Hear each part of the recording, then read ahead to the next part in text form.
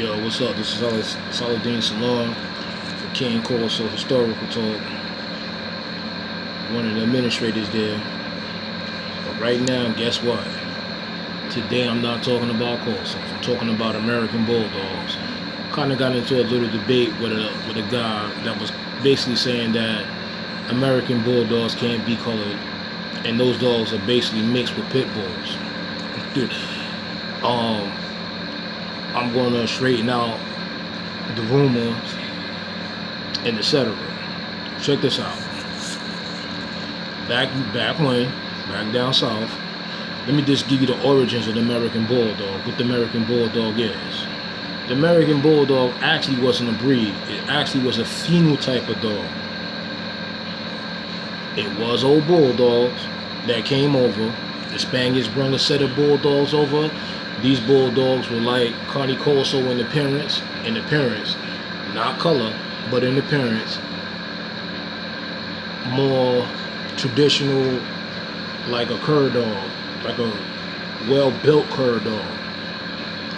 And if you've seen a cur dog before, you know what I'm talking about. Definitely a good one, a real big one, big, nice, blocky head. It looks like an American Bulldog or a pit bull. And you have cur dogs that take off that take from that look. That's what the Allant looks like. The Spanish brought their Bulldogs over.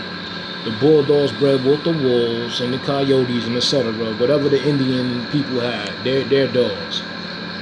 They bred with those dogs. The French came, the Germans, and etc. A lot of European nations, and they brought their dogs. So the dogs are like an admixture of all these dogs together. And of course, you know, the pit bull came.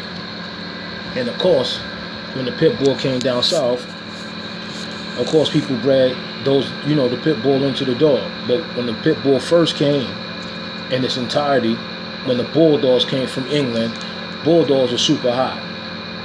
It wasn't an English Bulldog, it was the traditional fighting Bulldogs. So when these dogs came over, they were super hot. Not actually farm utility dogs. So what the farmers did was to tone down the dog aggression. They bred them with other breeds of dogs and still got that phenotype. So this is what the American Bulldog is. He's an admixture of a lot of breeds. But okay, make another long story short. You know, you heard that Johnson is supposed to be the forefather of the American Bulldogs. He gave the American Bulldogs his name. Before that, the dog was called Pit Bulldog. Or you had in different places of the South, they was called many names. Hill Bulldog, Old English, White English, and it goes on and on. Now, what colors can these Bulldogs be? Pretty much any color a pit bull can be. Pretty much any color a cur dog can be. So they vary from solid white to solid black, and every color spectrum in between that. These dogs could come in. A lot of enthusiasts and breeders wasn't honest, and a lot of this stuff was racially overtoned. Or, like I said, a lot of Bulldog people just didn't know. But due to the fact they're from the South, again, the racial thing played a part. Like, yo, there's no such thing as a black Bulldog. Those dogs are called tar babies. Like, if you get KC Cartier's old Gazette or the American Bulldog, I forgot what it's called, the ADBA magazine, etc., you see what I'm talking about.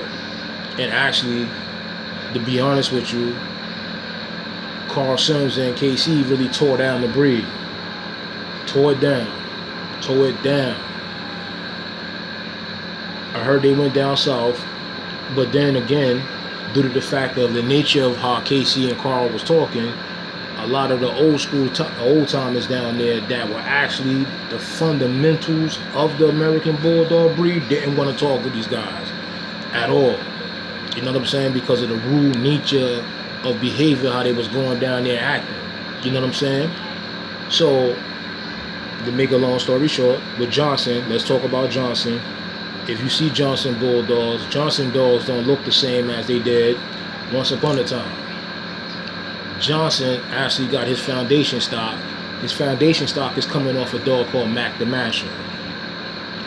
Mac the Mashup was actually owned by Sir Ashley. Sir Ashley sold it to either Johnson or Alan Scott. Alan Scott was a younger dude back then. Alan Scott got a few dogs. I think he got a cold pedigree dog named Dick the Bulldog. That was, though, Dick the Bruiser was no joke. They bred it with Johnson females at the time. That was like the Masher crossed with Louis Hedgewood's dogs, because Johnson got a few dogs from Louis Hedgewood, and the breed was established. So they started breeding, and then after the fact, I'm gonna say, Johnson decided to go in a different direction. Now, it's rumored that he took English Bulldog, but Levitt was coming up with a breeding program as well. So Levitt wanted to use an American Bulldogs for his breeding program with the oldie Bulldoggies. So Johnson did a breeding with West Chance High Hopes, and the English Bulldog was introduced to the American Bulldogs. And then, I guess to give the dog some height, St. Bernard was added. And not even a smooth coat St. Bernard, a long coat St. Bernard. Now, back in the day, I saw the picture of Johnson in a barn with the St. Bernard. I don't have that picture. Jim Edwards had the picture. Jim Edwards is another dog enthusiast that was supposed to be writing a book. And because a lot of the dog men back then, I'm talking about these guys that were still alive, actually gave him documentation, records, pictures, etc. to make his book. And Jim just disappeared with everything. Jim never made the book, and the pictures and stuff is gone. So I don't know if Jim purposely did that, or it was, I guess the American Bulldog history wasn't supposed to be manifested. I'm guessing. But anyway, again, then you would have got the aspect of where all this color was coming from, because it was color Bulldogs back in the day. Now, the preference got to be on this aspect of this white color coat, because Casey and Carl Sims knew. Now, it was another dude named Joe Painter. Joe Painter had some real hard dogs, but he only had 5 out of hundreds of dogs that he bred. And only 5 that was super hot. Only 5. And there wasn't a whole bunch of dogs. He tried his best to, to perfect a bloodline, but the bloodline was used a lot. A lot of people bought Painter dogs, but then Painter wasn't the only strain of Bulldogs that was out there, so to speak, in gladiating. It was another strain of Bull. It was a few, matter of fact. There's a few strains of Bulldogs that was out there that can do the task of dumping. But the Johnson dogs actually got away from the traditional dogs. So if you have some Johnson dogs that have Sandman the Great and these dogs in them, then that's coming off the Masher lines. Those dogs really could blend good, so to speak, with Masher bred dogs. But I'm going to get into that in a minute. Hold on. So now, Johnson got away from that. Now his dogs took on another look. And so he starts breeding to the public, and he's making a lot of money. So everybody's running down there, they're buying the dogs off of him. The dogs are real big. But like, if you get the book, The World of Fighting Dogs, from Carl Semitic, you will see his earlier dogs, the earlier specimens, and you'll see the earlier standard. And just like with the Corso standard, they changed it. They changed it to fit their needs. And so a lot of these dog men and etc. were basically, like I said, it was a money thing. Steve LeClaire got into these dogs. Steve went down to Sand Valley. He had some Johnson dogs. He bred the Masher dogs on top of the Johnson dogs and some Painter stuff. And he actually got better dogs than a lot of breeders, like on some real stuff. Like if you look at Steve's old dogs were excellent. Definitely his Johnson type. His Johnson type were really good dogs. Tall in nature, more driven than if you get a Johnson dog. Not saying that all Johnson dogs wasn't driven, because who really turned it up was Mark Landis from Gator Kennels, Mountain Gator Kennels from Colorado. And I told Mark one time, because me and him had a conversation too, I was like, yo, I said, I would have called you a lot earlier and bought dogs from you. I said, but, you know, a lot of breeders and enthusiasts saying that you were racist. And I was like, yo, this is why, you know, my position was like, yo, I don't want to deal with a person like that, so I never called you. I said, yo, but on some real stuff, this is being told around in the New York area. I said, yo, you would have made millions of dollars here in New York if that rumor wouldn't have got started. He got real quiet. Because at the end of the day, his homeboy, KC and Carl, those are the dudes that manifested the what you call it, the so-called rumor. To find out, in a nutshell, that actually that certain things was said. I never heard him say it, but other enthusiasts claim they heard it. But enough said, but not taking nothing from Mark Landis. Mark Landis had some good Johnson type dogs. Good Johnson type dogs. Excellent. Great White Kennels out of Mississippi had some good Johnson type dogs. And then hybrid dogs, because that's when everybody started breeding Painter, the Painter strain to the Johnson strain. And that stuff really didn't work out well.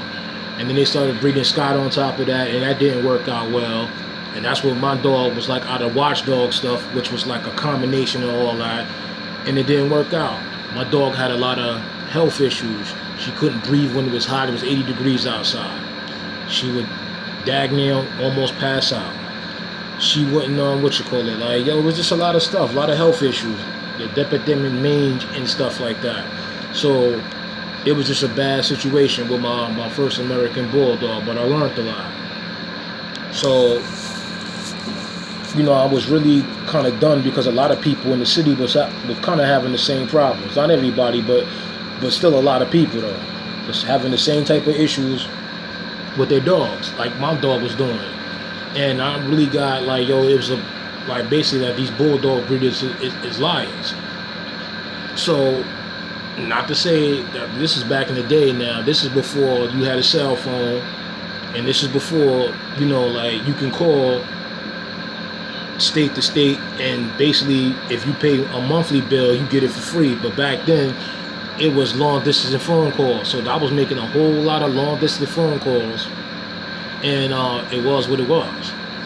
So I spoke to a lot of breeders. Matter of fact, I had a conversation book that was thick like this, full of dog breeders, names and phone numbers. And I used to call these people up constantly, and like I said, I knew who had what. And a lot of breeders, again, like when I first started getting into these Bulldogs, they were colored dogs at once upon a time, and then they just started dwindling away. And then a lot of these dogs, these colored dogs, were given to pit bull breeders. And I believe this is where, you know, the bigger pit bulls came into effect. But that's another story. But Johnson, again, wasn't the only breeder. There was Williamson. Who else? There was Dealey. There was Bailey. Of course, Alan Scott. Joe Painter, Larry Carter, because he got into these dogs. Then it was oh man, I forgot this dude. His last name is Gibson, and he's from the Illinois area. But he had these dogs from Alabama. He got dogs from Alabama. He brought them to the Illinois area, and he started his breeding program. And all these dogs were basically colored dogs. Hold on for a second.